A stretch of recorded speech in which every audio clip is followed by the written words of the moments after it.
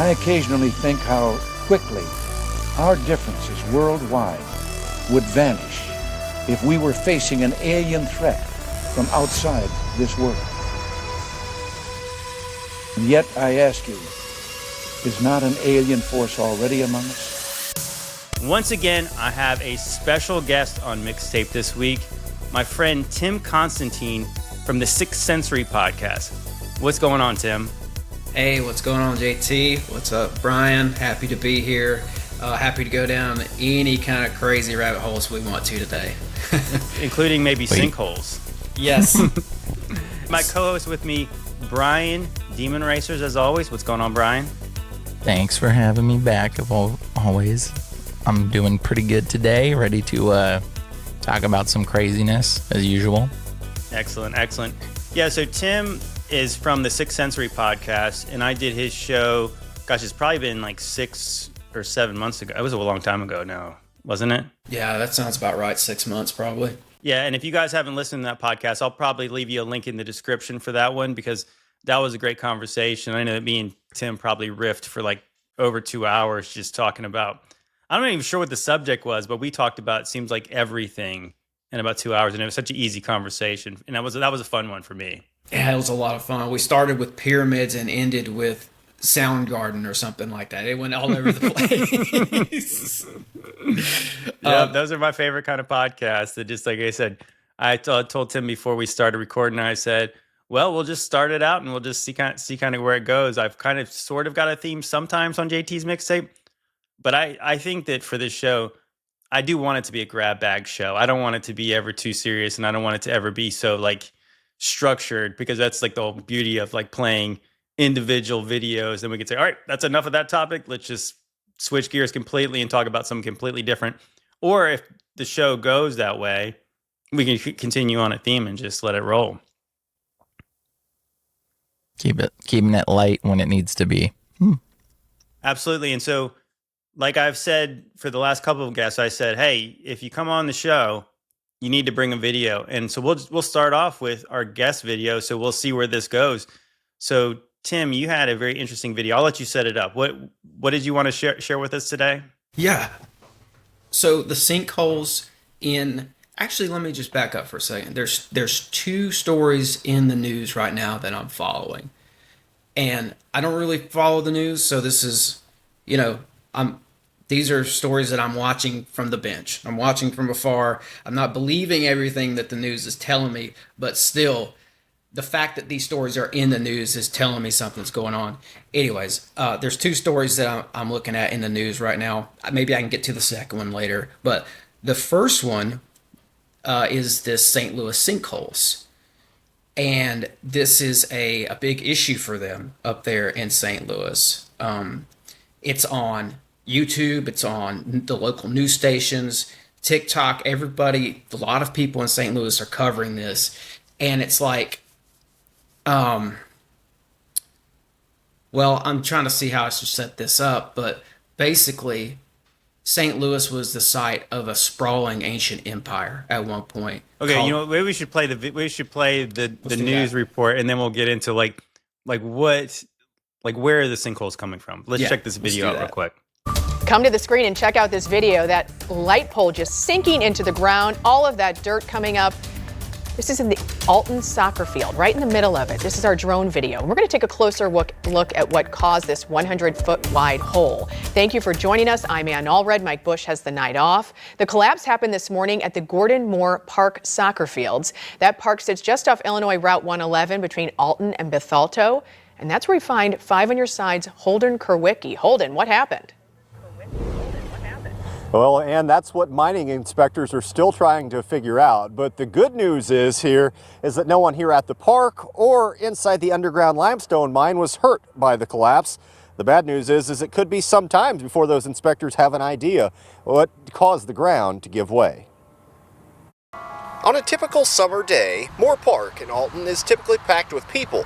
But that may not be possible for the foreseeable future. We experienced, obviously, a big sinkhole in the middle of our turf fields. Alton Parks and Rec Director Michael Haynes told 5 on Your Side he was first made aware of the problem around 8 a.m. By the time we saw it, it had already collapsed. Yeah. it was right around then whenever it kind of all went at once. The collapse occurred in the middle of Soccer Field 3, where teams of kids would typically be sitting. But thankfully, no one was hurt. Yeah, I can't imagine it being when we had a bunch of people out here. So we're fortunate. According to a spokesman for New Frontier Materials, the roughly 100-foot wide hole that's estimated to be over 30 feet deep was caused due to subsidence of their underground limestone mine. You know, they were able to get all of their workers out from underground in the mines, which is the most important thing. You know, everybody, it sounds like they're safe, and there was nothing going on, obviously, at the surface to where, you know, we had any issues up here. As the Mine Safety Health Association begins an investigation into the subsidence, New Frontier says it's working with Alton officials to fix the issue as quickly as possible. We're kind of waiting to hear back from the mine and you know, see what the geologists and the engineers have to say about it, and just follow their lead on where to go from here. They can determine, you know, what happened, why it happened, how to prevent it, and how we fix what has happened here. Though we've been told that the area is safe, both parks officials and the owner of the neighboring golf course have decided to keep things closed out here until they get the all clear from the mining inspectors. Reporting live in Alton, Illinois, Holden Kerwicki, 5 on your side. Yeah, so this is technically in Alton, Illinois, which is not far from St. Louis. It's on the Mississippi River. If you were to go to Google and type in St. Louis sinkholes, or if you do that on YouTube as well, you're going to see a lot of stories pertaining to sinkholes in St. Louis itself. That was a perfect circle too. It was just like a perfect circle. It was like just like a hole in the ground, and it looked like a bubble, like almost like a bubble. It was just like perfect. And there's supposedly mines under that, like under that soccer field that supposedly collapsed. Well, that's the thing that I'm curious about too, because here's some images. I just typed in St. Louis sinkholes. There you go. So it's the same problem. It's connected because the video we just watched isn't far from downtown St. Louis. Yeah, there's something really, I don't know, something didn't sit right with me about that report about how there's a limestone mine under. Yeah, how close is the mine there? I know, it's like, are they getting up where they're like getting like right up to the surface and then, oh, shoot, I guess we dug a little bit too high up? Because that seems like it's something that would be very preventable. Like you don't dig right up to the soccer field. Yeah. You know what I'm saying? Yeah. And all of these are right underneath the streets. Look at that one. That would be a bad day. Yeah. So I was looking, one of the videos that I really wanted to send you guys, I was not able to find. Now, I watched it last week, but I don't know if it got taken down, but I couldn't find it. And it's a guy in St. Louis who's talking about the sinkholes on his street. And the news team comes out there and they film it. There's... Well, look at that. Look at that. See, that one has a tunnel. Look at that. So stay on this. This is what I'm talking about. There's stuff under the streets. Old cities. You know. Yes. That's what I'm talking about. You see that brick in there? That's man, an archway. That is wild. That is wild right there. So that's what I'm getting at. This guy showed the news team, and he filmed it himself too. He's like, they walked over to a sinkhole on his street, and it broke in a way to where you could see down in there really nice. And he's like, see, there's the old street, but there's something beneath the old street as well. There's layers of city under this. Had like Roman architecture arches, right? Isn't that what those are? The Roman arches? Well, yeah, I mean, it could be Roman, it could be something else, but look at this other one. Oh yeah. Like, what is that? That's pretty suspicious. That doesn't seem like a limestone mine under there. That seems, yeah, I'll have to see if I can dig up on TikTok and if I can find any more videos about potentially more ancient sinkholes and discovering ancient things from them. Yeah, that's wild. Yeah. Why don't we how close are you to this sinkhole? Because, you know, I'm not near there, but like, shoot, go dig in that sinkhole and look around. Man, you probably wouldn't be allowed to, I'm guessing, because they gotta do it at night with you know, secret ops and a shovel. The St. Louis local who was showing the sinkholes in this one video, he literally said, I think a study should be done on what's really beneath the streets of St. Louis. And I was like, yes, that's what I'm talking about. Yeah, that one right there. That's crazy right there. Mm-hmm. St. Louis. And you can see down in the bottom there, this may have been what Brian was talking about, these little arches. Yeah. I mean, like this looks like, I think we've all seen those pictures on Instagram or whatever, where you'll see the storefront, the modern storefront, and then a big chunk of the street right below it's missing, and you can see that there's actually a storefront beneath it from an ancient or whatever, like a really old town. Yeah, that's what, in all of the research I've done into the old world. Of course, we were just talking about last week. I had my buddy Matt from Australia on here, so we were showing a bunch of stuff in Australia, and it doesn't really matter if a city, let's just say they say the city was founded in the 1800s. There's 100% chance that there's going to be an underground section of that city, or secret tunnels or whatever, and they attribute it to like Prohibition or something, or they have some crazy story like places like Seattle where they say the town burned down, then they built on top of the old town or something. And that's why there's literally an underground section with storefronts and all kinds of things under the ground. Obviously, that's nonsensical, but yet it exists. And that was my first thought, is that, there you go. It's crazy. Yeah, so this is one of the ones. And this is in Iowa, but there's others that are in this area of Illinois as well. Because, St. Louis is right next to Illinois. So I've got several. Dude, that's so crazy. Mm-hmm. Yeah, I was even thinking about like Kansas too. So we did a video a while back, or like a while back on Mixtape. We talked about, was it something like Metro? What was that called? Of Subtropolis. So in Kansas City, there's this place called Subtropolis where they have this gigantic limestone mine where they have all kinds of like government agencies that they converted into like an underground city. And so like cities like St. Louis, Kansas City, Chicago, all those cities have massive underground sections of them. And Seattle.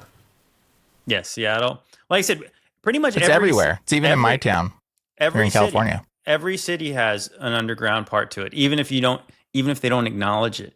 Even in Norfolk, Virginia, which is really close to me, I did some like old world boots on the ground research, and I was going down Freemasonry Street. That's what the street's called, believe it or not.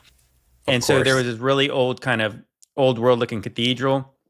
And I talked to somebody who worked there. I said, can you tell me a little bit, any history about the church? Started telling me about they found tunnels underneath when they were renovating the place. And so where we live, I think Norfolk might be 7 feet above sea level. So we have a storm off, Hurricane Aaron, if you guys are aware, that's like coming up the East Coast. So if there's any kind of flooding, then Norfolk floods bad. And yet they still have the quasi basements where these old buildings have first floors that you have to walk down the stairs to get to the first floor. And then under this church, there was tunnels connecting all these other places there. And they were these brick tunnels.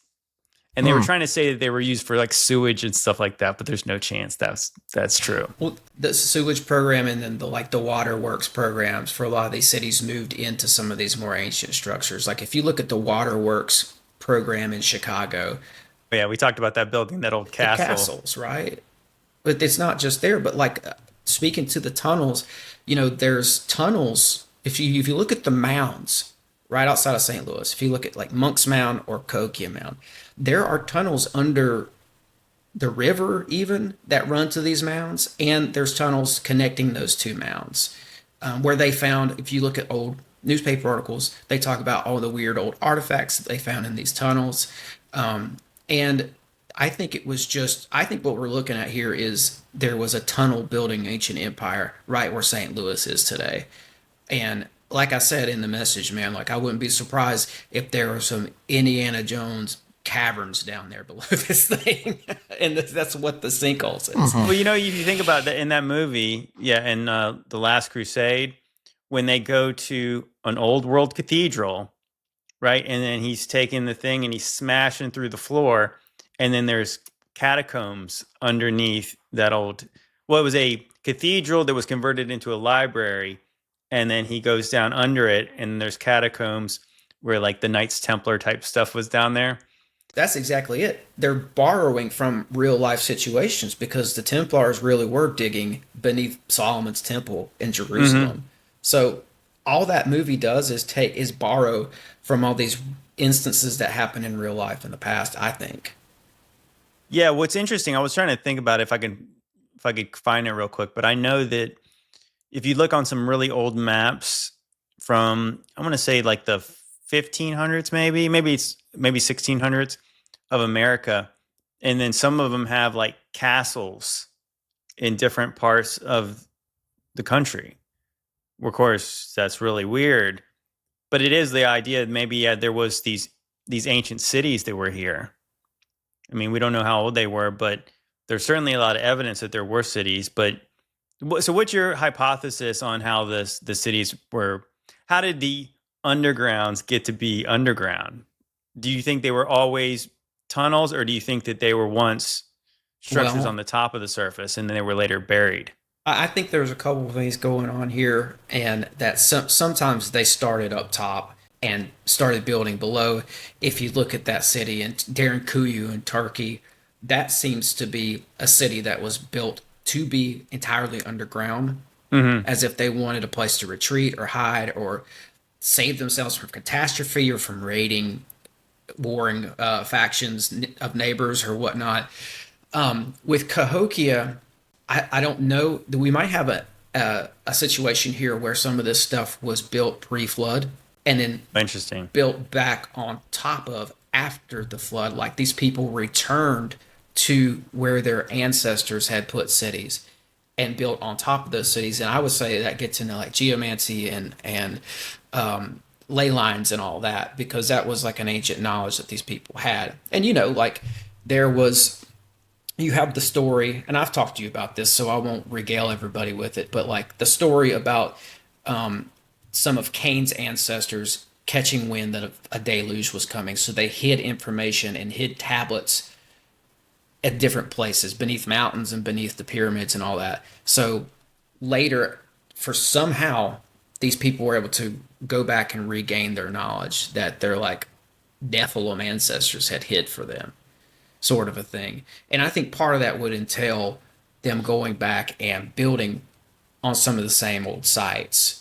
Yeah, that's interesting. Which would be underground now, of course, by the flood, right? Like there's, we've got ancient sites in Tennessee that they had to dig down to get to because there was a layer of earth over them. I would imagine that was there before the flood, and that's how they got covered, but I'm not positive.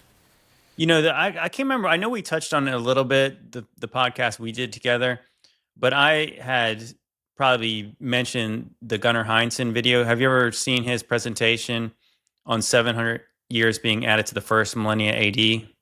No.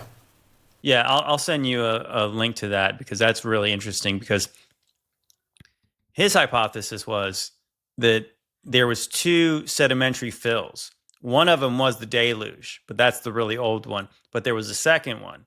And the second one he believed happened during that first millennia AD. And this is where time has been really lost to us. Like the timeline was broken during that time. And of course, guys like Brian and I, we believe that's when Armageddon and all that stuff happened. Like that was like literally the bowls of wrath being poured out and the trumpets happening. I wonder if Gunnar Heinsohn, he never really directly admits to the millennial reign happen. I wonder if he was just like subtly. If you actually listen to the video, he goes pretty far. He said it was his conclusion at the very end, because he was not a religious man. He said that the reason why we have the chronology we do have is because of Revelation chapter 20. And he said that people were reading that and saying, we must be after this 1,000 years. They believed they were 1,000 years after Jesus. And what's really interesting that goes along with what he said is that if you look at it, that the AD chronology was not widely adapted until 1000 AD, which makes no sense, right? They're going to start it out by starting with year 1000. It could also be that that maybe there was a huge gap, JT, and maybe maybe there was 1,000 years totally didn't even happen, and then they said it's year 1, even though there was like a missing 1,000 years. You know what I'm saying? Well, they did. Well, I mean, according to him, they did not start at year 1. Even if you go to the mainstream chronology, they didn't start AD chronology until 500 something AD. That makes not a lot of sense to start dating stuff at 500 right then. Did they account for the missing 500 years then? Well, no, I mean, again, so this goes right into there's this 700-year gap or 700 years of false time in the first 1,000 years. What Gunnar Heinzen believed is you have a collapse of early antiquity of Rome, of like the Western Roman Empire, and then mid antiquity, the Western Roman Empire fell, and then in late antiquity you had there's catastrophe in Northern Europe. But the one in the middle was, if you've ever done any research into 536 AD, it was supposedly like the worst year ever on record. It started with 18 months of darkness, begat some mini ice age, then the bubonic plague followed. Meanwhile, there's wars and famines during this time. So this catastrophe, again, the sun did not shine. You couldn't walk outside. I guess they said it was at the brightest the sun was, you wouldn't cast a shadow outside. That's how dark it was for 18 months. So this cataclysm even reached to the Mayan civilization in the Americas and wiped them out too. It snowed in China in the summertime and all this kind of stuff. So it was a worldwide thing. And so what Gunnar Heinzen believed was that the 3 catastrophes were one. And that's when the timeline was broken. Just talk about the Dark Ages. Dark Ages, they say that there was no advancement in culture, language, and architecture. And so what Gunnar Heinzen started to see is that in that first 1,000 years, that all the buildings were built on the same strata level. You did not have any building on top of things. They were all built at the same level. And then they would, historians would say, oh, they built this thing in 900 AD in a Renaissance style of the first century. And Gunnar Heinzen says, no, it was the same time. They use down to them having the exact same building materials used. Like this, everything's the same.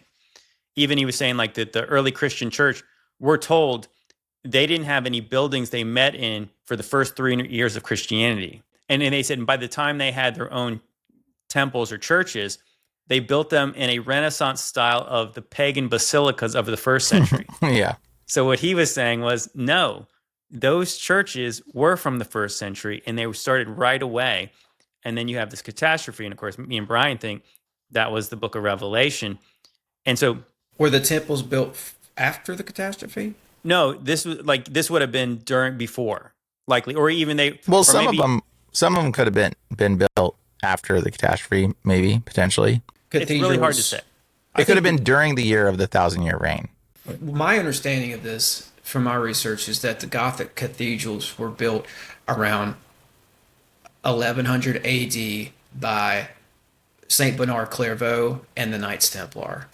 So here's my conclusion, or my theory on the whole thing. I think the things that look Roman were Roman.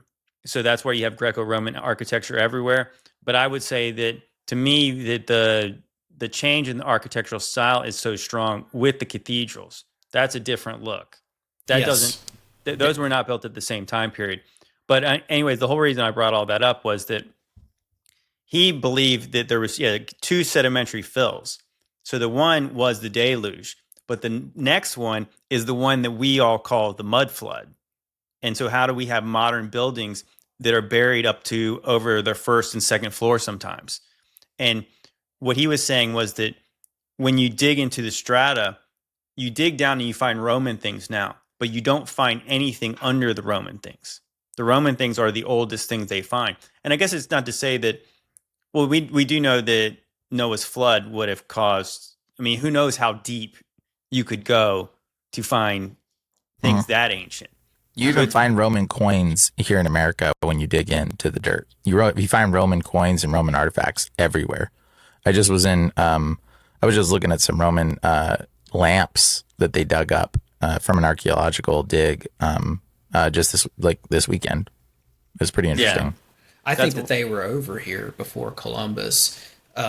You have to forgive me because I do kind of stick to maybe a more traditional timeline. I'm willing to hear other ideas, but like I think as Columbus, the whole 1492 or whatever it is, I think the Romans were over here, sailing over here. Prince Marduk and some other tales that were passed down orally, and there's evidence of them too. But anyway, the Romans were over here, and they were like, the copper trade and everything that was popping off. We had big copper mines up in the Great Lakes, and they were using the Mississippi like a giant superhighway of commerce. And I think the Romans were involved with that. Yeah, we call them Vikings, but they were actually the Romans. And there's like so much evidence connecting the Vikings to being the Romans. Yeah, we literally just discussed this on the last episode. So there's early Roman coinage that has the same exact ships that supposedly the Vikings had 700 years later. And so that's the thing. It's like that we're told about these Scandinavians as being these sea people, but they did not sail for 700 years. And then by the time they did, their ships emulated old Roman coins. And so it was my conclusion that if Rome was conquering all of Northern Europe too, because we know that they obviously conquered the island of Great Britain, if they conquered those people, then they would have conscripted those peoples to possibly be their navy or be their exploration, to the new world or whatever. And so even in schools, we were talking about how even mainstream people now acknowledge that Leif Erikson likely got here 500 years before Columbus did. And the interesting part about that is in Gunnar Heinzen's research, instead of like moving everything back, he moves like Christ up. And so you move the Roman Empire up into the timeline, and then just say you take 500 years off of, 1492, you're getting right into the times where, Rome would have been the head power of the world. So if they would have sailed over to the Americas, and let's just say they had a 500-year head start, what would be here? Greco-Roman architecture, all the Roman stuff, like all the big cities we have. And so I do think it's interesting to consider also that the Romans would have had ancient knowledge of better knowledge of probably the days of Noah than we do. So what if they did come over here and start building their cities on even more ancient sites, that they had things down deep under them, almost the same way things are today, that there's things under that we don't know about, but maybe they were doing the same things in even their esoteric secret society knowledge. They would have had knowledge of, again, the days of Noah and the knowledge of the Watchers and stuff like that. Yeah, and I think too, like the Templars were very much a part of holding this knowledge that was passed down from the Watchers and or Atlantis. I think Atlantis was probably a civilization built by Cain, the biblical Cain. That's just my opinion. But either way, the Greeks knew about it. They're the ones, Plato, who had the legend of Solon going down and being taught things by the priest about this ancient civilization that they called Atlantis. So the Greeks moved to, there was a Greek secret society called the Brothers of the East who went to Constantinople around 1100, somewhere in there. And they met up with two guys. One was a Moor, and they initiated these guys, and they started the Knights Templar. The Brothers of the East picked these guys and said, okay, we're going to initiate you. What became of that was the Knights Templar. The Brothers of the East gave them a mission, and the mission was to go out and find as much stuff pertaining to this lost civilization, lost knowledge as possible. That's why they ended up in Jerusalem digging underneath Solomon's temple. It was part of their mission. They're looking for ancient Watcher knowledge under that temple because, say what you will about Solomon, think what you will. My opinion is that he dabbled in the occult. And sure. We all believe that. We read the Testament of Solomon. Yeah, the Testament of the Kings of Solomon. Yeah, well, I mean, the Bible is pretty explicit that he got into some really, really bad stuff. I'm gonna have to like Freemasons worship him for a reason. Absolutely, man. You guys are gonna have to forgive me with my more traditional timeline right now. I'm willing to go. You know what? Like I said, I'm fine with using the dates as we have them. We kind of just acknowledged that that a lot of the historical accounts are true. The problem is they're spread out on a timeline. So you can use I don't mind if you use the dates that we have. Okay, cool. Just for a reference point, anyways. Yeah. Also, I would say that how we've come to the conclusion that the timeline that we do have is actually a conglomeration of the Roman calendar, the Jewish calendar, the Chinese calendar, and then there was like 2 other calendars or something they like conglomerated together to determine the calendar of events that we have today. And those events, they tried to line up like the 536 AD event where the world went into total darkness. They tried to line that event up because it was a worldwide catastrophic event within those calendars to try to say that, oh, this calendar all kind of lines up, so it must have happened around this time. They have no clue. They don't know how they were counting all the days. They have no clue. They've made up a narrative, so we do not know whatsoever. Like the calendar we have is just bogus, and there's no way, because they took like somebody else's counting system and said, oh, well, these events happened here, and they kind of look like they line up with these events, except for they don't. And when you actually line those events in those calendars up, the calendar totally shifts.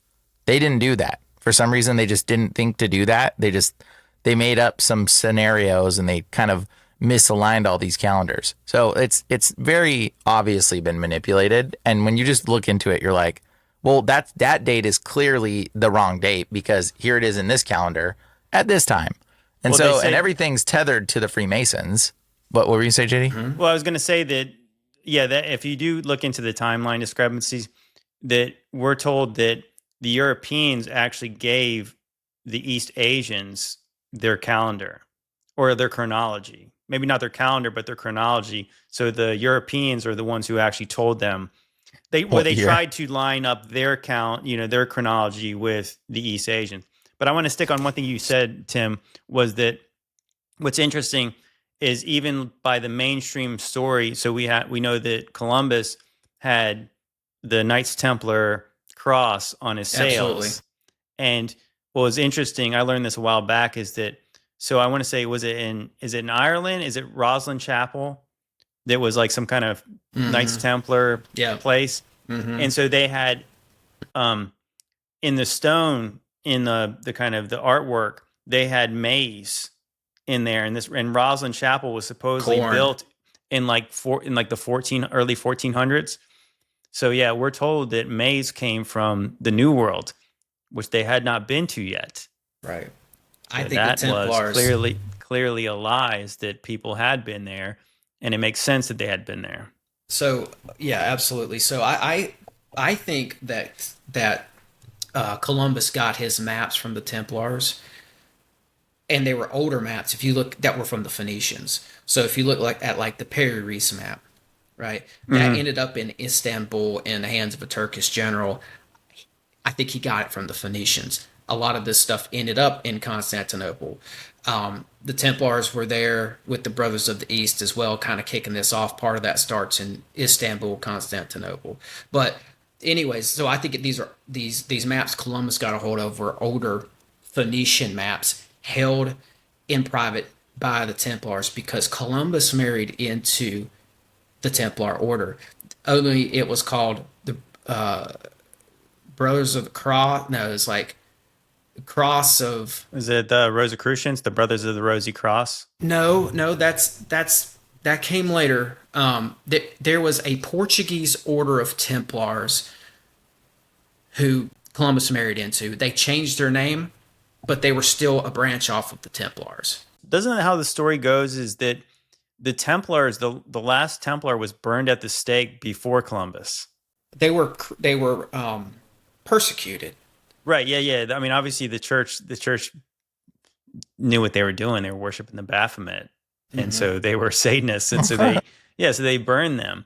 And so, but I want to say that, that's the story as how I remember it. It was that the last Knights Templar was burned at the stake before Columbus, and yet their symbols remain as, again, they were on the sails. Yeah. And isn't Columbus in particular, he's a really kind of hard historical figure to really pin down, because he was Portuguese, right? But he's got an Italian name. He was also Jewish. He sails from Spain, and then some people say that he's Jewish. It's like, why is this such a weird story regarding this guy who's this famous explorer? You know what I'm saying? Like that. Yeah. That's really weird. It's really weird. It's almost like it's made up. Right. He may have been Greek as well. I've heard people surmise that he was Greek. I have heard that. I've heard that because I was actually I read Manly P. Hall's book about how America's like the new Atlantis. Right. And he was saying like, he was of the Order of the Quest, which he's saying absolutely he's the secret society guy. And a lot of Greeks did say that he was Greek. Why is everybody claiming him?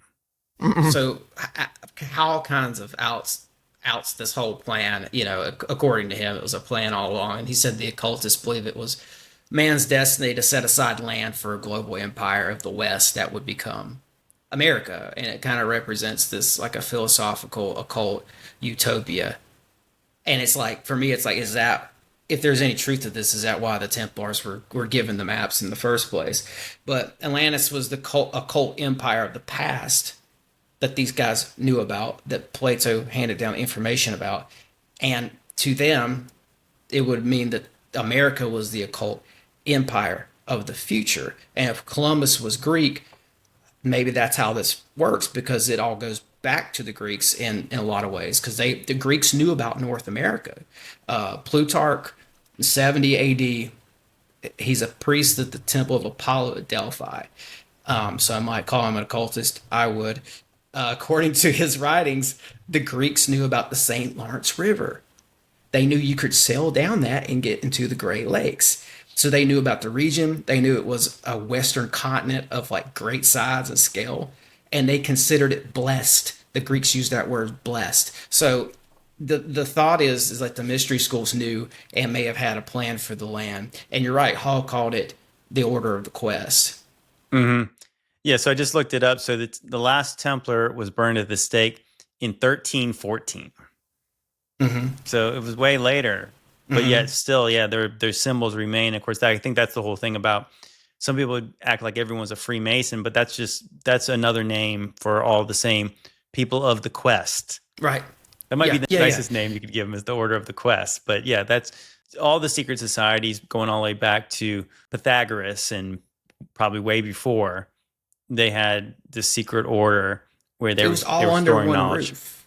Absolutely, JT. I think it was all under one roof at one point, and then they branch off. Like the Brothers of the East. It's at the Catholic headquarters right now. A lot of their information, and it's in their Vatican. It's in the Vatican. And their stuff, their information. They're not just in the business of discovering information. They're in the business of destroying and hiding it as well. Because knowledge is power. And if you don't know where you're at in time, and you don't know what you are, and you don't know the history where you've come from, you're confused. And with that confusion, they control the world. That's kind of their goal. Mm-hmm. So, and I agree with that. And I think the reason why I'm bringing the Greeks into this, and I don't always put it on one group. I don't say it's the fill in the blank who run the world, but the Greeks play a role here because I think big picture, they were the ones responsible for preserving the knowledge from the previous Watcher civilizations. And they just end up in Europe. And it's like JT said, at some point, groups like the Brothers of the East branch off and become Freemasons, become Templars. But this is how you let more into our timeline. This is how I think you get books like Sir Francis Bacon's New Atlantis. He was a Templar. I think he was passing along the information that they believe came from Atlantis, and they thought that what they were doing was they were going to use that information to build a new empire in this Western hemisphere. So he calls it New Atlantis. I think it was a Templar thing in general. They just used that word Atlantis a lot, and that's why he used it. It was just interesting. Like Francis Bacon may have been Shakespeare. He was alive at the time of John Dee. He was in the service of the king. They were both in the royal courts together. And even to this day, they say something about Elon Musk. Like every morning or something, he reads a chapter out of New Atlantis. Have you ever heard that?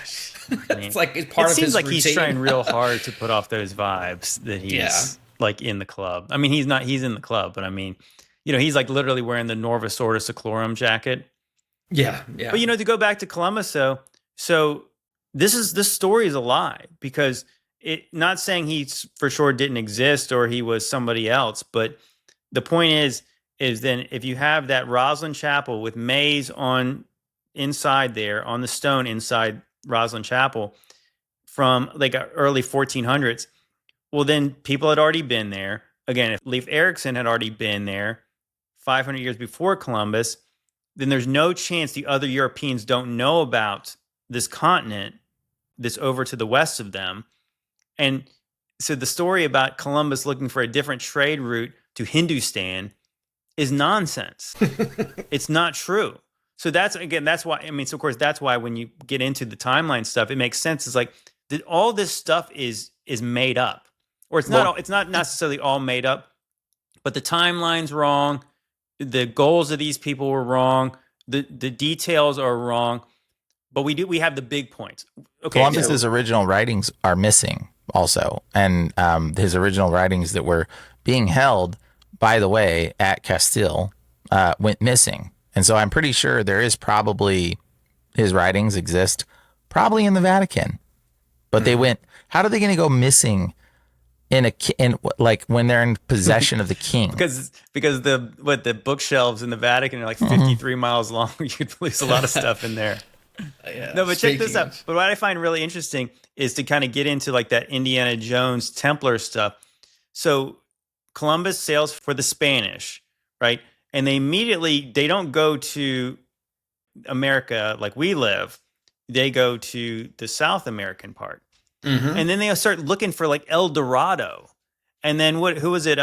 Who was the guy a Spanish guy from Florida? Was it a Spanish guy or was it a French guy? And he was looking for the Fountain of Youth. De Soto. Yeah, De Soto. Yeah. So you have these other people looking for El Dorado, this mystical city made of gold. JT, I'm telling you, I think this goes back to this same batch of knowledge.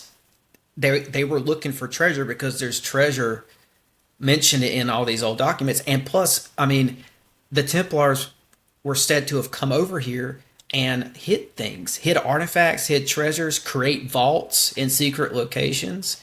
So I think some of that was De Soto was probably either looking for some Templar treasure, or they knew about the Phoenician Canaanites coming over here doing all this copper mining and thought that they had left behind empires with treasure. I think it could be either or both. Yeah. You say the Canaanites, and I don't know if you know this, but Christopher Columbus's and Sir Francis Drake, both Chris Columbus's son, mentions that his dad encountered dog-headed individuals here in America. His son, Cynocephalus. Yeah, Cynocephalus, as well as I believe it was Sir Francis Drake that said that they were trying to kidnap some Native American women. Obviously terrible. And that they tried to, the Native American men chased them. They got on the boat and they sailed over to, I think it was Catalina Island, actually, Catalina here in California. Sailed to Catalina Island. They said giant dog-headed men came out of the island and they said, oh, shoot. And they basically ran back to the island where the native people were trying to kill them for kidnapping these women because they didn't want to deal with the giant dog-headed people because they were terrified of them. Those were Canaanites, by the way. That's why they're called Canaan. Canaan means dog. Okay, this is what a Canaanite is. It's they had Canine. Dog heads. Yeah, I've got a book that talks about the Spaniards. They came over here and they landed some of them landed in Florida, and there was another account where they landed in a place called Frederica in Georgia. It was an ancient city on the coastline of Georgia. They had a star fort there, and they had a star fort and a walled city. I found drawings of it.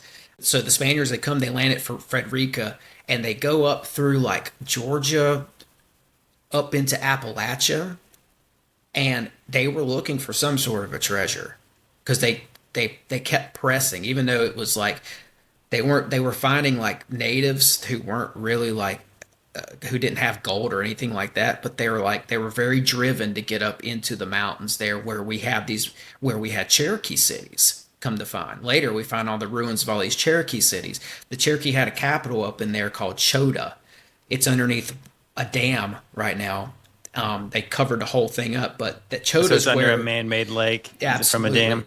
absolutely. But they were looking for something up through there, JT. But I think Columbus was just a part of this greater milieu that Francis Bacon was probably a part of too. Because if you look at Bacon, he represents this order, in my opinion. And 150 years after him, men from that order actually start this country.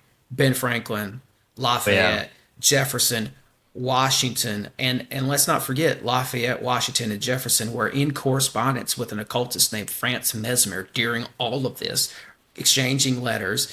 Mesmer? So Franz Mesmer. So that's the descendant of Mesmer, where we get the term to be mesmerized. He was a hypnotist. Yeah, I thought about that. Yeah, That's actually, no, that's the term. Really? The original That's hypnotist was named, his name was something Mesmer. I forget his first name, but he was the original hypnotist.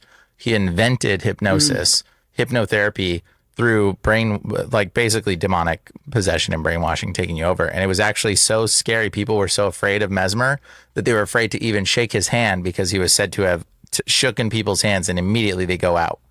And he hypnotized anybody he touched. And this is where you get the term to be mesmerized. Interesting. like a master wizard. But yeah, so That's basically what he was. Yeah. So Mesmer, that's the descendant of him, more than likely. Yeah, so that's who Washington and Jefferson were in correspondence with as they're starting this country. And they also formed what was called the Society of Cincinnati, which predates the country as well. So there was a secret society established here. They made sure, and it was a Templar thing too. So they made sure they established their Templar secret society before they established the country and all that. But basically, back to something that JT said about Columbus, Columbus had there's three things here. There's these dark, shadowy figures who are not just corresponding with these guys via letter, but were actually in their presence. And there was one such figure on board the ship with Columbus. He was signing documents, but he wasn't written in the ship's logbooks.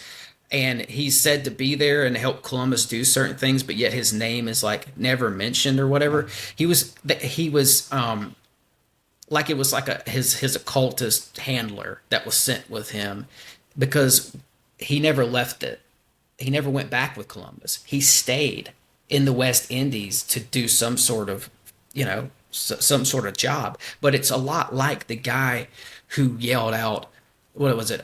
God has given America to be free, before they signed the Declaration of Independence, because all these guys were hesitant to sign it in the first place, because if it didn't work out, they knew they were going to get killed. They were all going to be killed. But right in the heat of the moment, as they're hesitating to sign, somebody in the balcony yells out, God has given America to be free, and they all just hoorah. I read that book, and he actually gave a really great speech. Actually, when I was reading the book, it was like the speech. I mean, it sounded like a Christian speech, but of course, you could know that if it was the devil would know how to quote scriptures in order to get people to do things what he wanted. It would seem like a godly ideal. But I mean, I do think that is where you get into the idea of that we're told that the founding fathers were all about religious freedom, and that's why people came over here. But what I find really interesting about that is that all of these secret societies kind of have to keep shape-shifting and rebranding in all these places because they're being persecuted by a church. The church is not having them be open, worshiping the Baphomet. So then they come over here, and then so religious freedom is established, and it's not about being able to practice Judaism because they weren't Jews, or at least we're told they weren't. It wasn't about Islam, for sure. These people would have been horrified if somebody put up a mosque or a synagogue back then. It was all about the secret societies. And I think that's what the real religious freedom was. It was probably freedom from religion, because the religion was trying to persecute them. Religion was resurrected by Satan in a lot of ways. But by the way, Franz Anton Mesmer, born 1734 to 1815, German physician who theorized practices significantly influenced the development of hypnosis. This is where the word mesmerize originates from. So it was Franz. That's the dude who actually developed hypnotherapy. He was a wizard. He was straight up practicing in the occult, black magic. And dude, JT, another thing I just noticed, bro, all the original sailor people, they were all had notes of seeking for a lost city. JT, a lost city, a golden city. Yeah, El Dorado. What city was it? If it wasn't, or you think it was like New Jerusalem? Yes, something like that. They were looking because New Jerusalem, because the city disappeared. That's why the Sikhs were seeking it. That's why all the people. You think that's what El Dorado really was? That's what they were looking for. What does El Dorado actually mean? I just had this epiphany just now, by the way, and I was been holding it in. But bro, realizing they were all looking for a golden city. They were looking for the city. They were looking for the kingdom of God. Well, that's one possible interpretation. But what I also think about these treasure hunting Templars and people like that, I do think it's interesting. Again, if we think that there was this kind of separation in time, and you think that some of these cities over here, I mean, I can't remember if we talked. I'm sure we talked a little bit about, Tim, because we talked about everything about these cities that were founded. I think when they got over here, I think that those cities were like uninhabited, they were not to the level of the grandeur of these cities. They might have had some people living in them, but they were not really inhabited. I agree. I've often wondered, and I'm not the first person to say this, but it was the gold rush in America.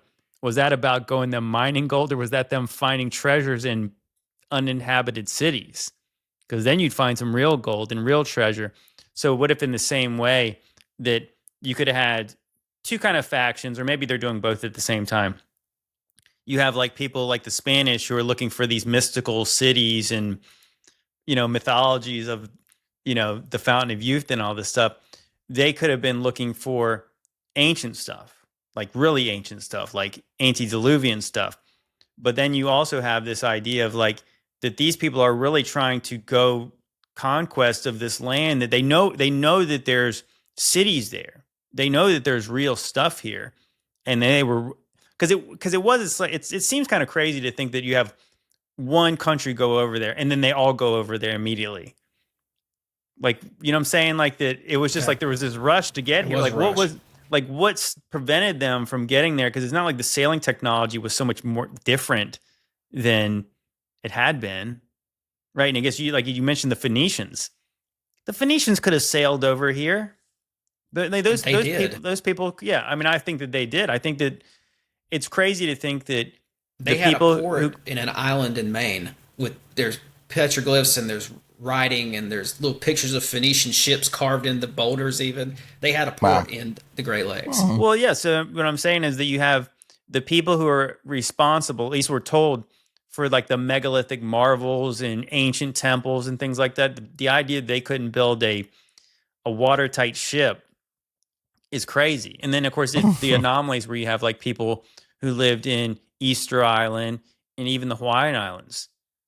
Like if you could get to those islands, then people could have got to anywhere around the whole earth, because those places are so remote compared to a big continent. Of course, even think about like the idea of like, if you just kind of like leapfrog from the different land masses in Northern Europe, you're really not even talking about crossing that much sea. Like there's land in between. You could have got over here. Yeah, a couple things there. I think that, was the gold rush about them looking for treasures, right, that were in the ruins of ancient cities. And I say that with this in mind, like John Levi, they say in Wikipedia that San Francisco was founded in the 1700s, but John Levi found it on maps from the 1500s. So what's going on here, right? Obviously there was a city there before. And I think too, with like your what do they call those? The big world's fairs, right? When I look at the one here in Tennessee that they did in Nashville, and you look at the old posters for that, it's people dressed up like in ancient Greek and ancient Egyptian stuff. And then there's the theme. The whole World's Fair here in Nashville, the theme of it was Egyptian and Greek stuff like that.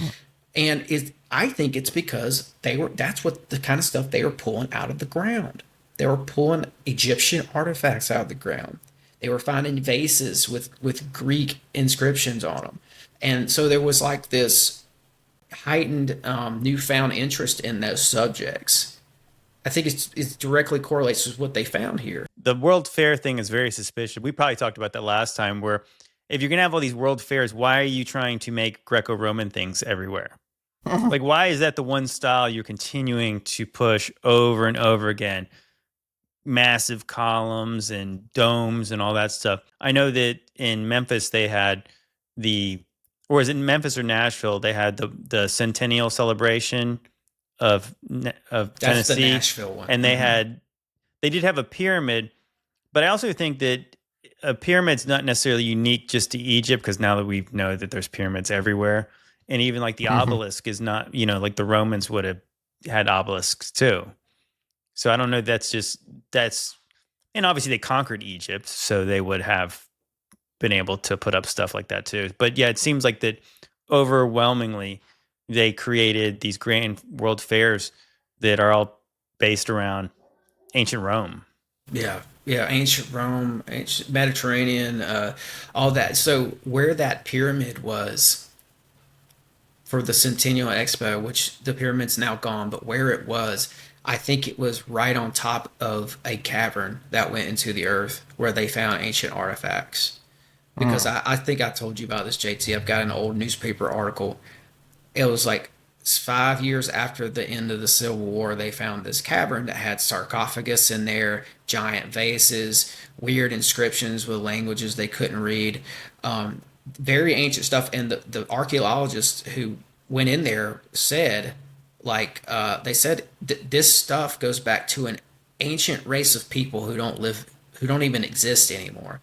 So in the article, it tells you where that cavern was found, and it's a street that's not there anymore, but there was some other context clues, and I think I was able to find where that cavern was based on information in the article, and it was right there where either the pyramid is or the Parthenon is today. So did they put the pyramid on top of this mile-long cavern in the earth where they found a sarcophagus, and were they allowing people to go down in there to like look at Egyptian stuff, and then afterwards they tore it down and just washed their hands clean of it, and that was like their way of getting rid of the ancient cavern in the first place, right?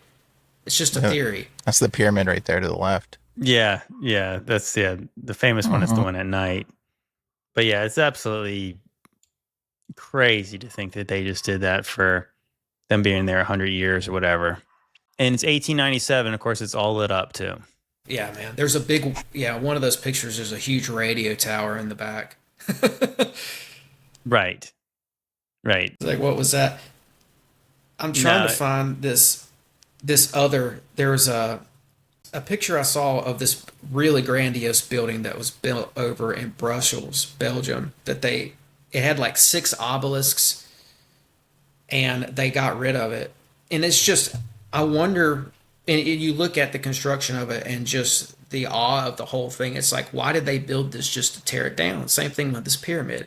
And I wonder if they built those on top of ancient sites in the first place, and then tore them down and got rid of the ancient sites. I think that at the World Fairs, they definitely built things for them, but I think that the grandest some of things them were already there. The grandest things were already there. Mm-hmm. And I think that, because if you see, like, I want to say it might be in San Francisco, there's images of them destroying some of the stuff. That stuff's definitely made of stone. It's definitely not made of plaster of Paris or whatever the mainstream is. Like, it's wood, wire, and just shabby materials. Like, they act like it's like a movie set, but it was like real deal. Like, they had to dynamite that thing to blow it up. Something was going on over here. And I mean, if you look at guys like Nostradamus, again, probably part of that whole milieu of occultists, the Order of the Quest thing that Manly P. Hall was talking about, right? I call them the Brothers of the East, but whatever. He was in this order. And I think, he was preemptively writing about the world to come. And Nostradamus was actually talking about the coming of a powerful nation. And sometimes he even dropped the word America in there. He called it the Blessed Isle of the West. which again, he's using that blessed, which was what the ancient Greeks were calling this land in the first place. He also called it Hesperides, and this is where it gets interesting. He said that he referred to America as the land which keeps the Thursdays. Keeps what? Keeps the Thursdays. Thursdays. Thanksgiving. Now, here's the thing. Thor's Day. Isn't that Thor's. Thor's Day? Yeah, Thor's Okay. Day. He died in 1566, and the Pilgrims were told they landed in 1620. So how did he know about any of this stuff before the Pilgrims? I think there was stuff going on over here. Thanksgiving, was it already being practiced over here by people? Was he just a seer prophet? Did he just know? Yeah, I think like an occult master or what? Yeah, I think that's the better idea, that he knew some of the stuff, and it seems prophetic, but it's because we don't know what he knew at that time. Do you want to watch some videos? We should probably play a few videos since where this is JT's mixtape. I wonder if Thanksgiving was originally like the Passover. I've looked into the history of Thanksgiving. It's mostly Easter. good, but it's a little bit messed up. But that's for another discussion. Let's watch some videos. Actually, have you heard the theory? And I can't remember if you might even mention it when we were talking. The idea that people could take a submarine under the Gulf of Mexico and go somewhere into like the mainland United States. Have you ever heard those ideas? Yeah, funny enough, somebody brought that up to me the other day. They said that there were black submarines, U.S.-owned black submarines that were traveling beneath canals underneath America. Yeah, and I saved a bunch of these videos a while back, so I'm not exactly sure the order of some of them, which one's the right ones to play. But yeah, here's the hypothesis, is that there is water. Again, biblically, there's waters below, there's waters above, and then we don't know how far the deep goes under the land that we live on. So what's interesting is, that there's ideas that maybe Area 51 has something to do with that, and there's submarine bases in weird parts. And so anyways, let's watch a few of those videos. Some really interesting stuff. Pend Oreille is Idaho's largest lake. It's surrounded by lush forests full of pine trees, cedars, and aspen, and home to white-tailed deer, elk, wolves, moose, and bears. The only people in the area live in a couple small, quaint towns around the lake's rim. But it wasn't always this way. After the attack on Pearl Harbor during World War II, the Navy ran Farragut Naval Training Station right here, the second largest training base in the world, with a population of 55,000 people, making it the largest city in the state. It was later used to house nearly 900 German POWs captured after D-Day. After the war, there was no longer any need for the base, and the land was handed over to the federal government, and most of it is now a state park. But not all of it. A small naval contingent remains there, the top-secret, large-scale Vehicle Range and Acoustic Research Detachment. There, in this landlocked state, 375 miles from the ocean, they test large, 1/4 scale, autonomously piloted submarine prototypes. Yeah, it's basically Area 51, but for subs. Lake Pend Oreille is large, cold, uncommonly calm, and at points is 1,150 feet deep, deeper than Loch Ness, making it the 5th deepest lake in the country, the perfect ocean analog. And because it's a lake tucked away in the middle of nowhere, there is next to no background noise or snooping foreign governments. Lake Pend Oreille is where the U.S. Navy has, for nearly 3/4 of a century, made sure that America's subsurface fleet is as silent as possible. Oh, and like the aforementioned Loch Ness, Lake Pend Oreille also boasts decades-long stories of some large, mysterious sea creature. Though the sightings were almost certainly just naval vessels, perhaps even part of some grand naval disinformation campaign to keep its clandestine operations on, or under the lake out of the public eye. Stay curious, my friends. Love that, man. I looked it up real quick and it says, because I was curious about whether or not this was a man-made lake, right? So I looked it up real quick and it says it's not entirely man-made, but it says the lake is made larger by the dam at Albany Falls, just east of Old Town. Then it says the dam is 90 feet high and operated by the U.S. Army Corps of Engineers. So I've got stuff on that. Yeah, that's really interesting. I thought the one part I was really skeptical of right away is that, so they took German POWs to Idaho. Is it possible that they weren't POWs and they were just scientists or occultists that came over to do weird things? Why would you take POWs to Idaho? There's no way that's true. There's just no way that's true. And also, yeah, the idea that this lake is over 1,100 feet deep. Do they really know how deep it is? What if there's no depth, because you can go really deep and you can go under stuff? Like they're testing. Why would you test a submarine that's 1/4 the scale of the one you're actually going to use? Especially when the lake's real big. Why wouldn't you make the submarines exactly how you would want to use them as? Right? Yeah, this reminds me of we found for the Fuhrer an impenetrable fortress. The leader of the Nazi Navy, Karl Donitz, said that they found a Shangri-La. The Nazis had found this base, and that basically, if you look into it, it seems like he's talking about something probably at one of the poles, probably now towards Antarctica, but it's like a land, maybe an island, but that they have access to the inside of. So if it's like a mountain island, the idea is that there's probably a part in the middle that's hollowed out where they could put their base that makes it the impenetrable fortress, but that they come in and out of there with submarines because of underwater caverns. Yeah, that's like isn't that Raiders Lost Ark? That's when they go into that base in there.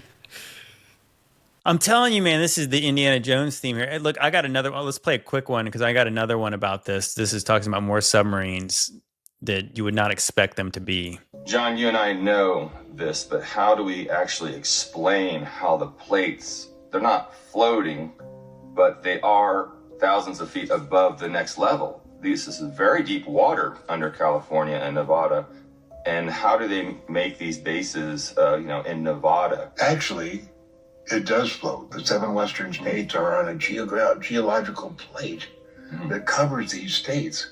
And this plate floats on the Pacific Ocean. So all they need is the entrance through a canyon that's deep enough in Monterey Bay that lets them access the Pacific Ocean. Oh, I see.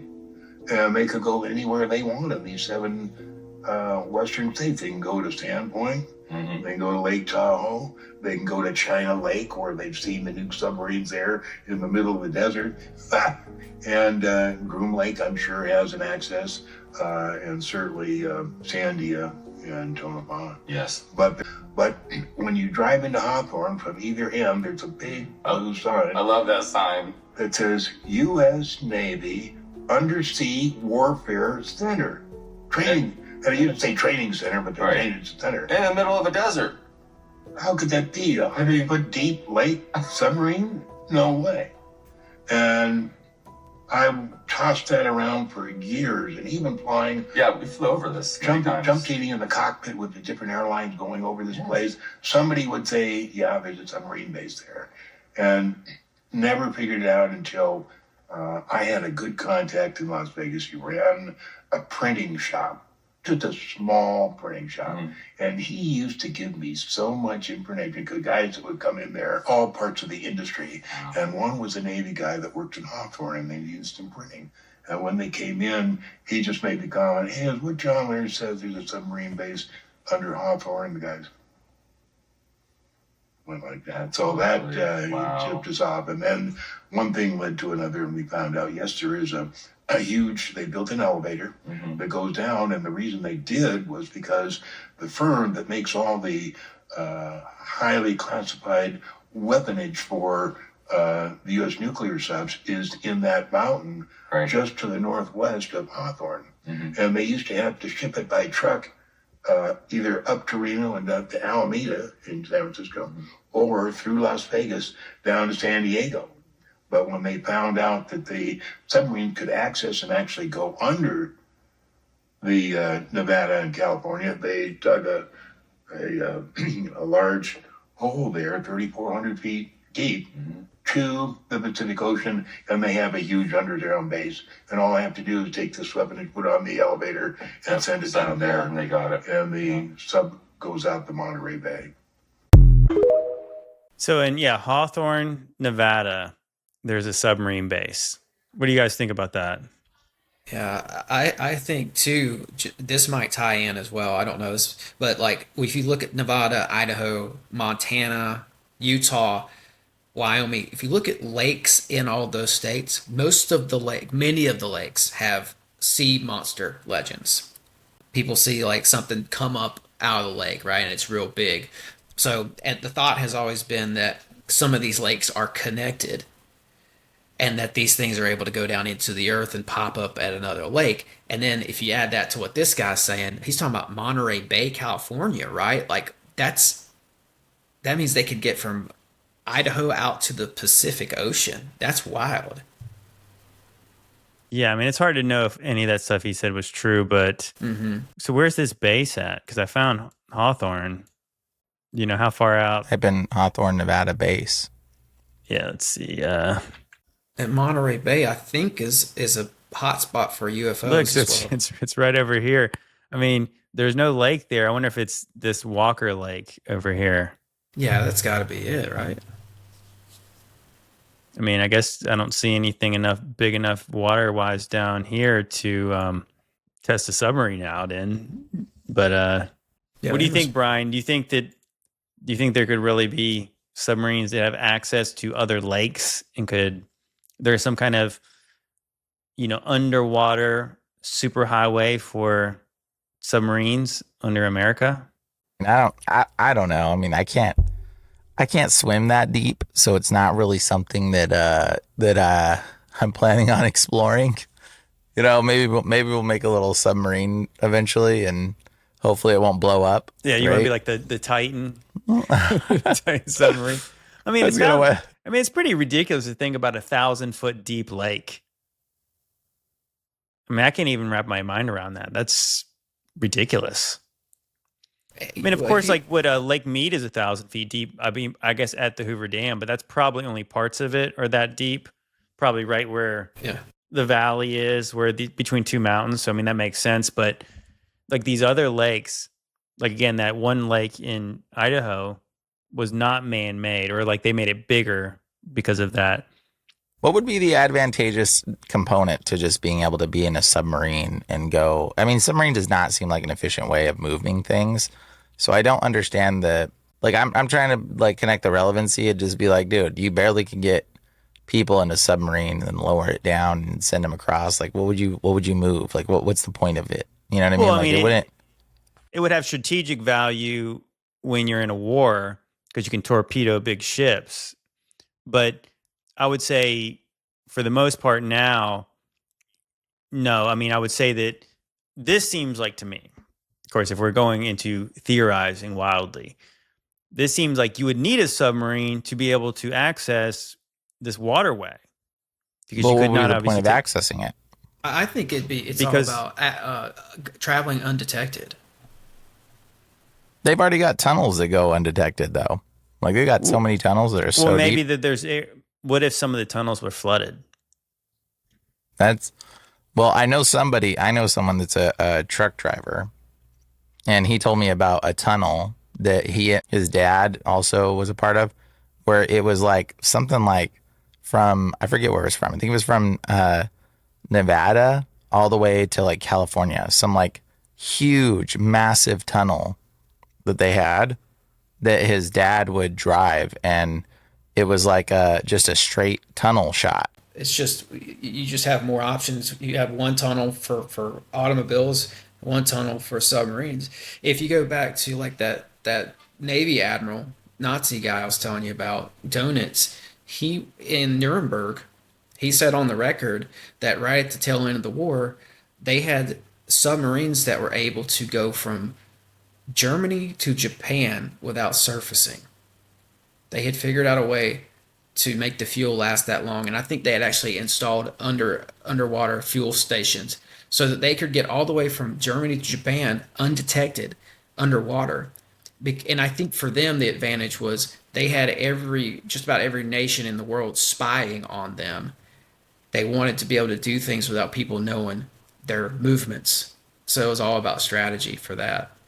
Yeah, so I got a video that maybe could tie this all together with Area 51. Or it might be just total nonsense.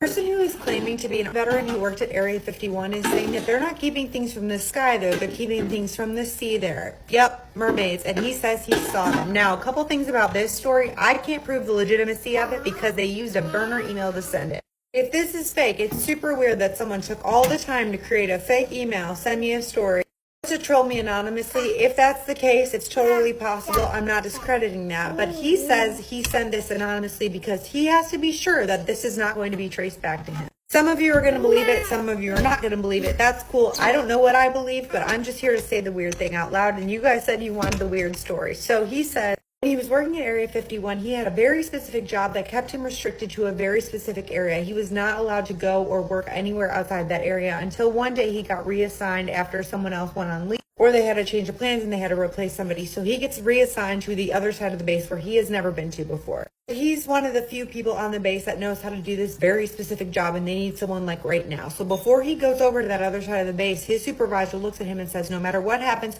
do not ask any questions. Do you understand me?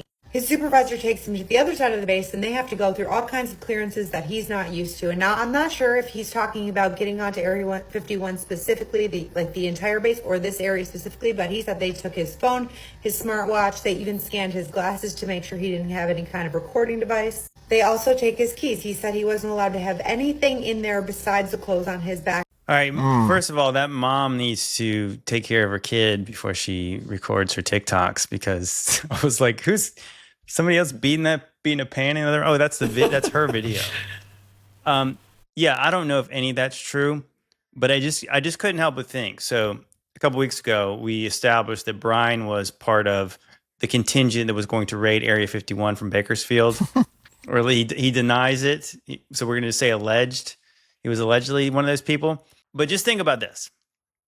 Okay, so people like Tucker Carlson, and I would say even myself would say, if there's aliens, they're not from outer space. They could be from the ocean. And that's where often they're talked about where the origins of them are from. So now if you tie the idea that you have this crazy phenomenon happening in that area, what if that, I mean, how far is Hawthorne from Area 51? We should probably look that up. But if you look up how far that is, just think about what if there was access to the deep where it could have something to do with cryptids like mermaids, but also things we don't really know about, like advanced technology from the sea. Do you guys ever see that crazy movie from probably the early 90s, The Abyss? Yeah. That was like a big James Cameron movie, but not many people talk about that one. But if you guys haven't seen that one, it's spoilers. I've just seen the cover of it. I don't know what it's about. Well, it's like they go down, I guess they're in a submarine, right? They go down in the submarine and did they get stuck in some trench? Did you see that movie, Tim? Man, I'm blanking on it. I remember the girl being lowered down. I don't remember what happened. I'm sorry. It was I forget. Like a lot of these. The point is, I think they were stuck down in the submarine and they were going to die. But then it turns out that they're having all these kind of real supernatural phenomena are happening in the submarine, where I think even like it was kind of that early kind of almost like that liquid metal Terminator thing where they had like a face being made of like water and stuff. Long story short, big spoilers, it's aliens at the end. So like there's eventually where they're at drains, and then there's this giant alien ship that's down in under the sea. So what if it's making contact with beings? That's why they need the submarines, because they are trying to Arrival, like the movie Arrival, but in the ocean. Yeah, I mean, it makes sense to me that they. Well, I mean, again, they don't. Even if you believe in little green aliens or little gray aliens with big eyes. That in all the encounters people have, they never talk about these things coming from outer space. They're already here. So what if they did come from the ocean? I mean, there's a lot of people say, including myself, that outer space is water. Biblically, it's water. So when you see like the Hebrew cosmology, kind of the ancient Hebrew cosmology of the water below, the water above, and then, there's pillars, the pillars of the deep that the earth set on. So there's all kinds of places. And biblically, that the deep is associated with Sheol and Hades, like hell.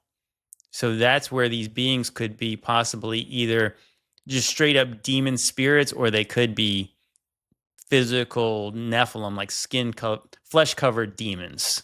Aren't the Titans also locked under the ocean? I believe the Titans are locked under the ocean, aren't they? Well, I mean, so again, the word for abyss to the Greeks was Tartarus. So that's why even Peter, it's funny, we were just debunking a debunker who was trying to debunk the book of Enoch on the most recent podcast we did. And this guy was saying that, the book of Enoch has all this Greek mythology in there. Like, no, it does not have Greek mythology in there. But funny enough, you mentioned that because Peter mentions that there's angels locked up in Tartarus, which would be in Greek mythology. But he's trying to talk to a Greek and Roman audience that would know what Tartarus was. It's the bottomless pit. It's the abyss. So the abyss in the movie is the ocean. Biblically, it's kind of the same thing. It's like it's a place that's down below all the other things, and we know that water's down below there.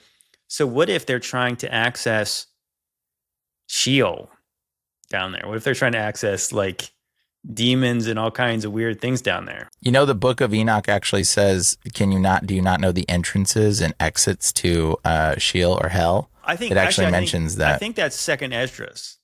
Second Esdras, that's what it is, right? Second Esdras, that an angel asks Ezra that I'll answer your questions if you can tell me how many entrances there are to hell, to Sheol, in the deep, in the ocean, in the sea, something like that.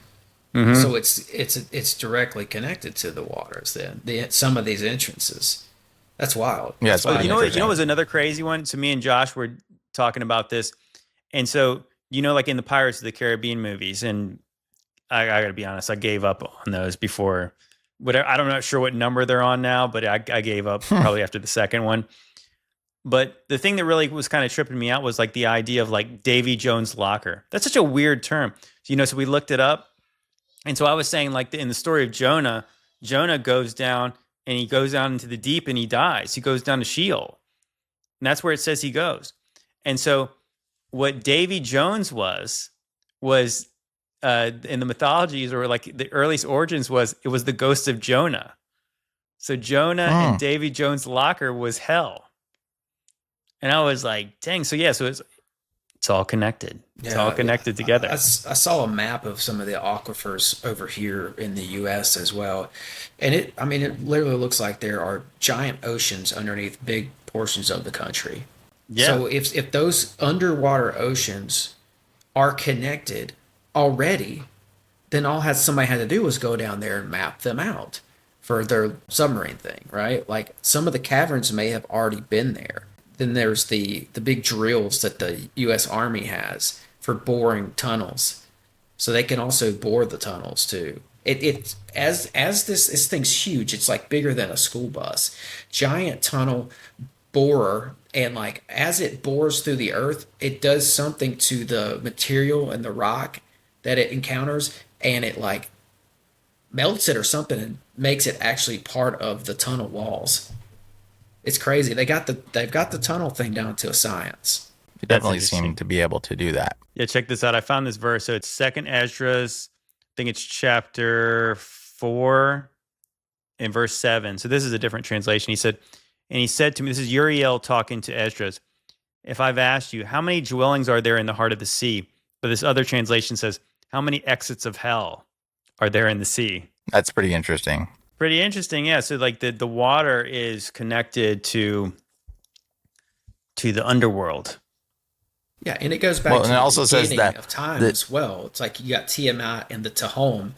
It says, well, when God separated the waters, it seems like the waters existed before the earth was created, and that there were already entities in the waters. Like Yeah, the Tiamat. waters was before everything. Yeah. Yeah, the chaos dragon. And it says all in that. Revelation, it said the waters gave up their dead, and hell and Hades gave up their dead. Yeah, so I was actually thinking about it too. So in the Greek mythology, you have his name is Charon, is the boatman of the river Styx.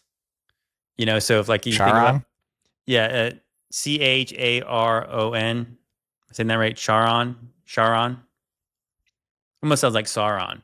But yeah, so there's It does sound like. so like in those mythologies, is you have to pay the boatman to take you to the underworld. Why do you got to take a boatman? Because it's in the sea. You have to take a boat to get there. Well, you know what? We're going to close it out here for today. This will be the end of the YouTube portion, but we do have a couple extra videos. So if you guys want to watch this early and uncensored, check out the Patreon. Please support this podcast through that and potentially get a shirt. Check out Brian's store. Appreciate you guys. Love you guys. God bless. All right, but now while you're here, you Patreon people are here, let's check out this video. This is not too racy, but I want to let the conversation go where it goes. Brian, I know you'll have a lot to say about this video here. Check this out, Brian. This story is not getting enough attention. You got to listen to this. An Israeli government official was arrested in the United States during an undercover child predator operation. Now he's already released and back in Israel, and no one is talking about how suspicious this sounds. So Tom Alexandrovich, according to his now deleted LinkedIn, was an executive director of the Israel Cyber Directorate, a government agency under Netanyahu's office. He was caught in Las Vegas and faced felony charges of luring a child online for sex. 8 people were arrested in this sting, and his name was on that list. He was in Las Vegas for this year's Black Hat, which is a big cybersecurity conference, and he even posted a picture of it on his LinkedIn before he wiped it. He was later then released on a $10,000 bail and went back straight to Israel. Now this is where it gets extremely sketchy and suspicious. When the Israeli media covered it, they downplayed it big time. Listen to this. Ynet, this is an Israeli media outlet. He said he was only detained for questioning during the conference and then returned to his hotel and flew back 2 days later.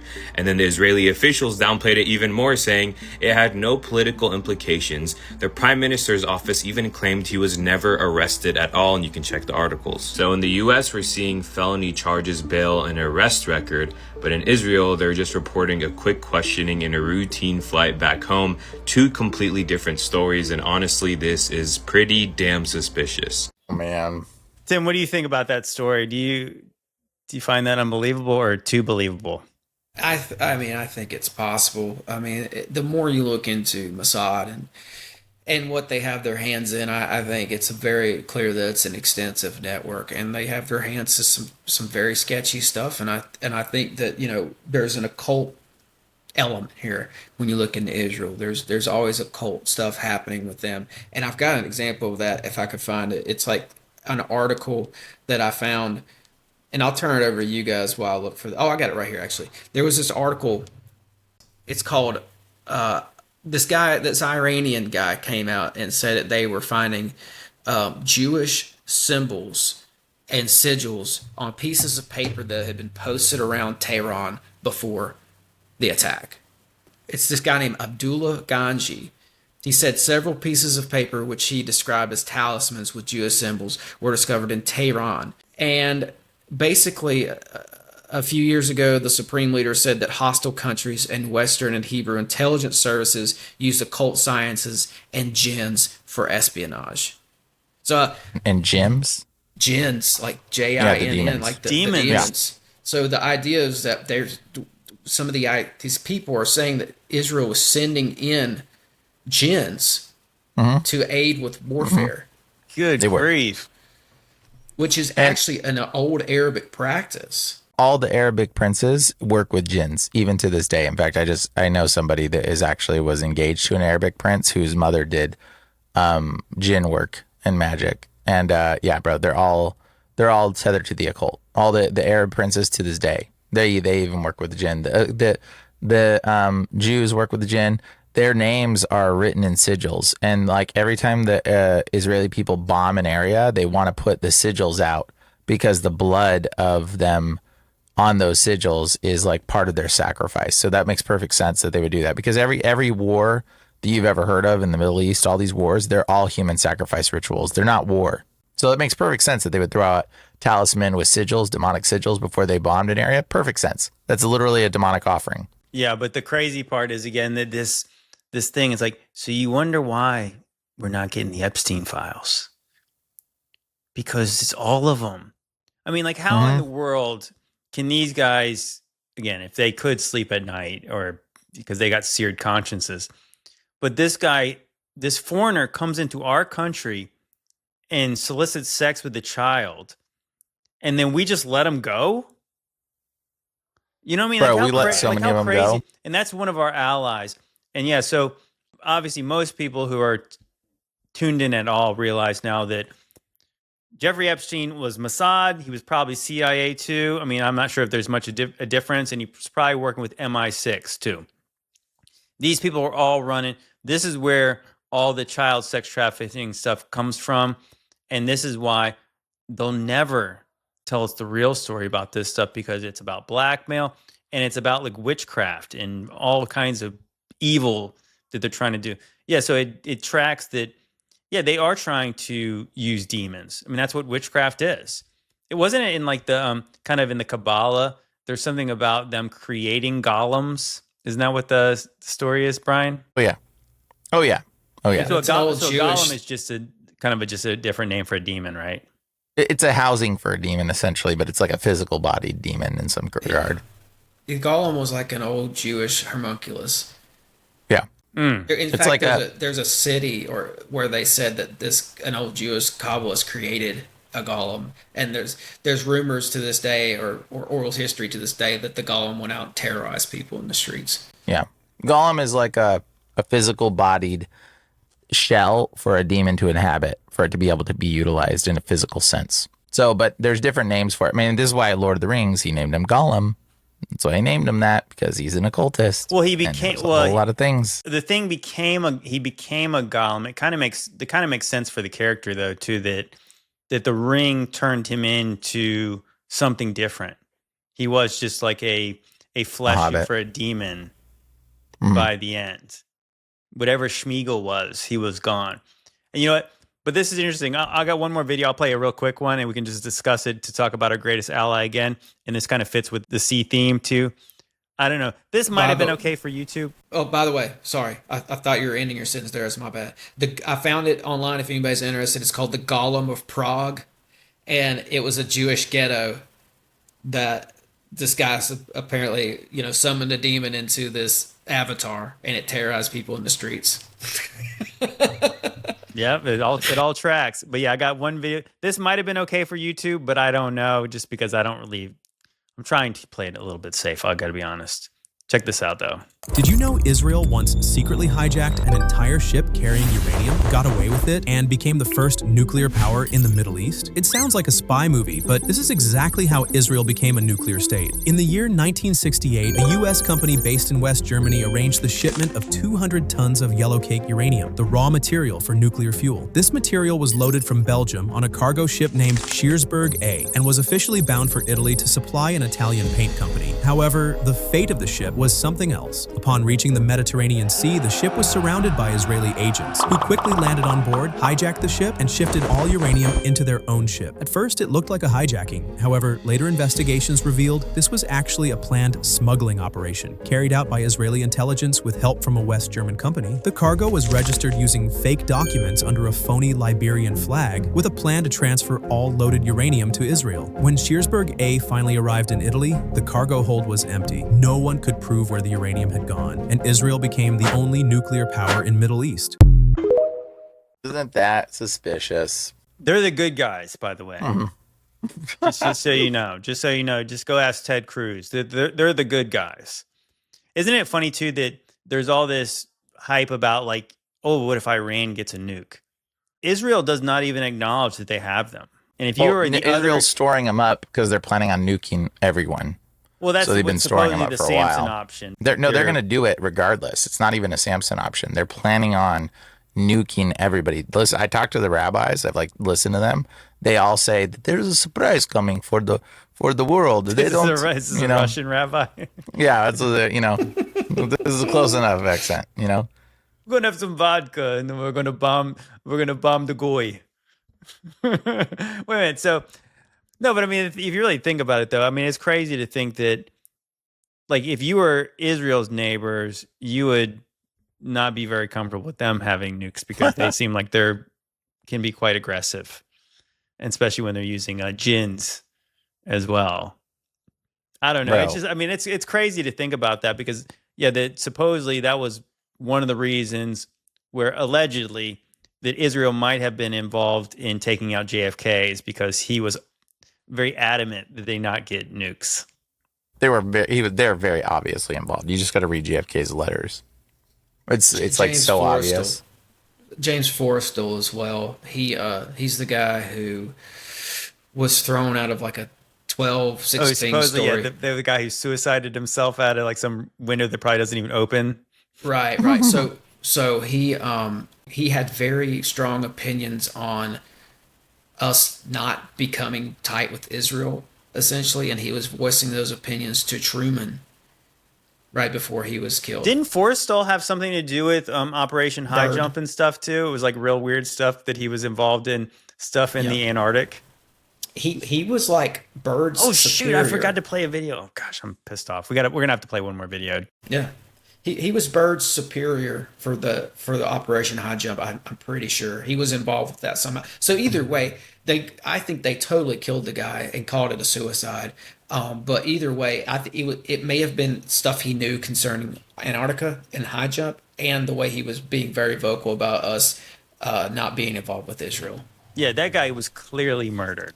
Oh, yeah. But they tried to act like he went crazy. I think they put him in some nut hospital, and then he was seen and he was totally fine. And then he jumped out of I can't remember how tall that building was, but it was like really tall. Yeah. To his death.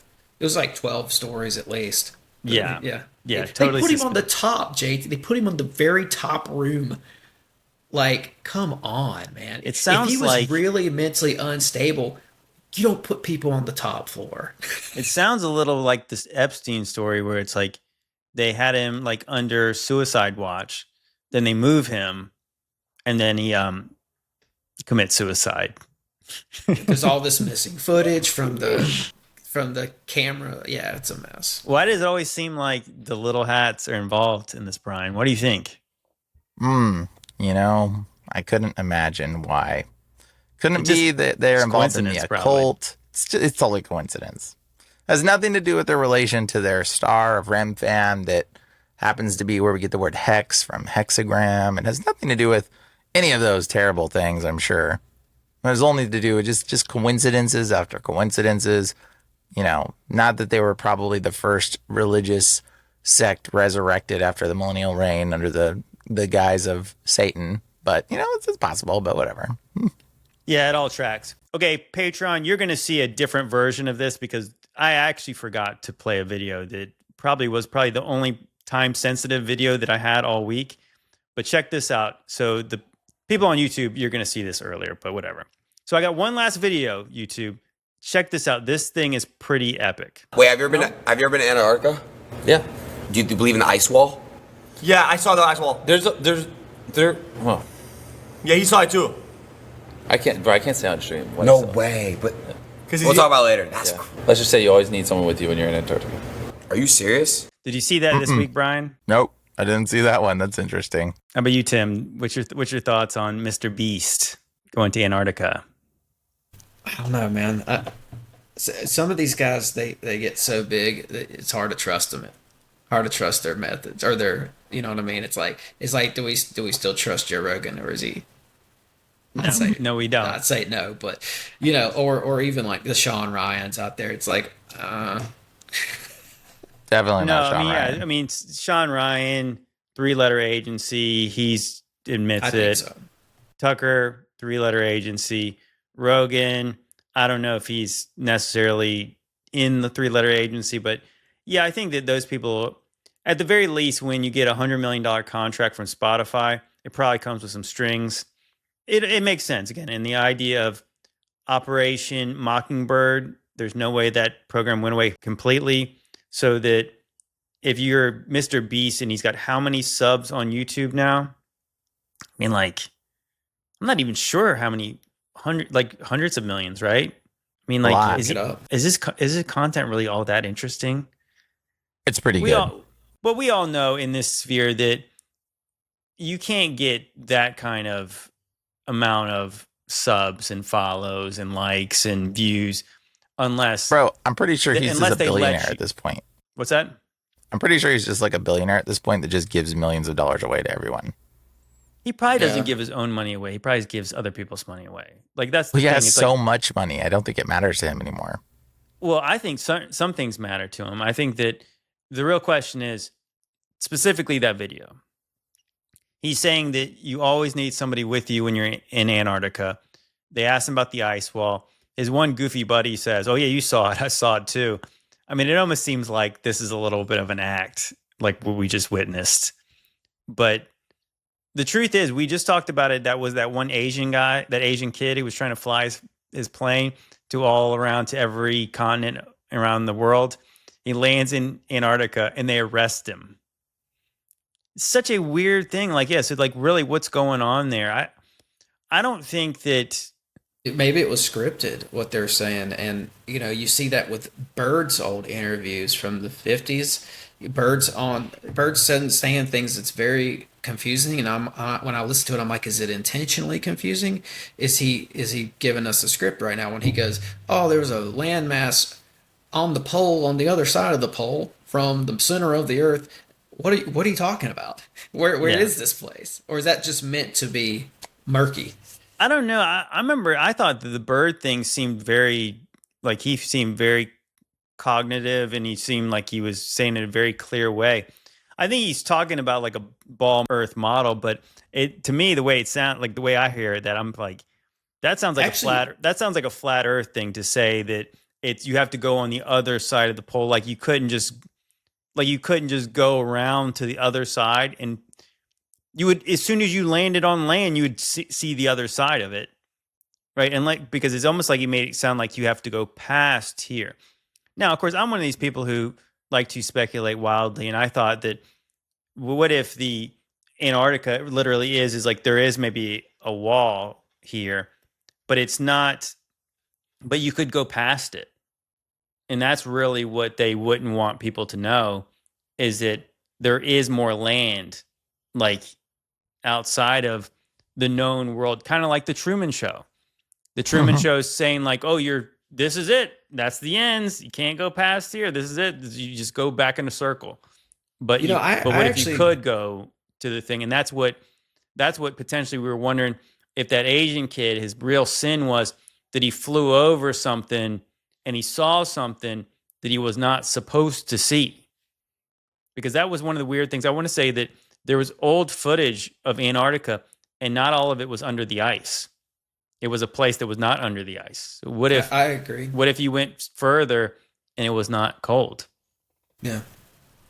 Well, that's even... Yeah, in Bird's flight logs as well, it says he got to a certain spot towards the middle of Antarctica and he just kept flying around in circles. Like he was circling something. Something caught his attention.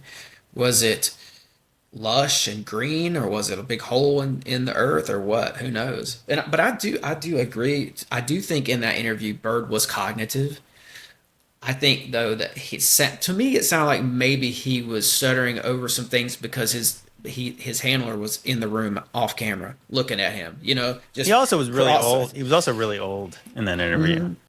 But I do think he was talking about something that is legit. Like there is some landmass somewhere that's real that he was talking about. See, my theory was everything he said in that interview on TV, he believed and was likely true. My other thought is that the diary is all made up. The diary is the psyop, because what he said was already interestingly enough. So like the stuff about, yeah, the diary seems very fake. Nazi spaceships coming from inside the earth, and like meeting with these elder masters or whatever they are from Hollow Earth. Yeah, that's fake. But what he's talking about is like, so maybe that the diary was put out there to discredit anything else he said. Oh, he's crazy. Like you see all this crap that's in his diary. Like obviously we already know that's not true. But of course today people are like, I bet it's true. I mean, like now we're not even sure what's true, but to me, that's what it is. The PSYOP is the diary. The interview was real because he was talking about resources like possibly uranium, coal, and oil. And that's the thing that's why you always get suspicious is that when you have powerful countries after World War II, like America, Great Britain, and Russia, and they would not have just said, we're taking this land.